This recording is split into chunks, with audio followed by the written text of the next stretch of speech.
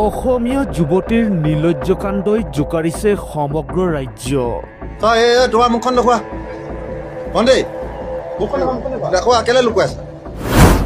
On camera হাতেলোতে ধৰা পৰিল এই দুগৰাকী যুৱতী।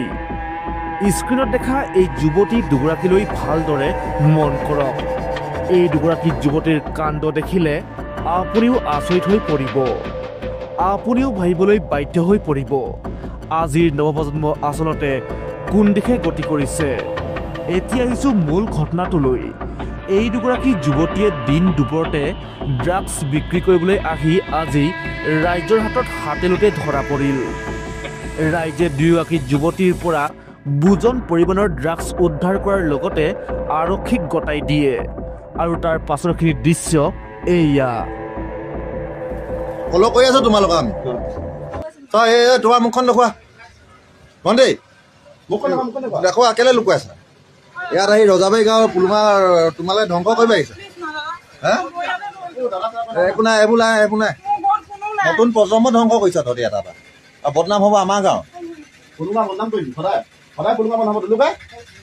ৰজাবাৰী বদনাম কৰিবি তহঁতি। কাক দিব আহিছিলা? মাল কাক দিব আহিছিলা? হৈ কৰা, সঁচা কথা কৈ দিয়া। হৈ কৰা, খাবলৈ ইমান খাওঁ।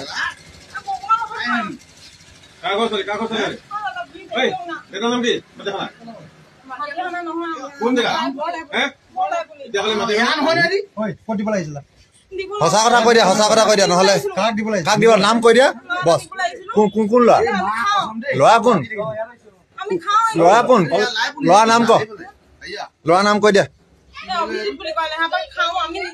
কোন অভিজিত?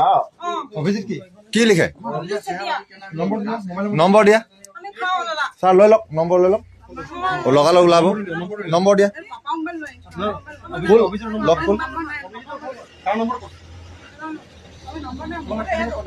চব গেম প্লান হে।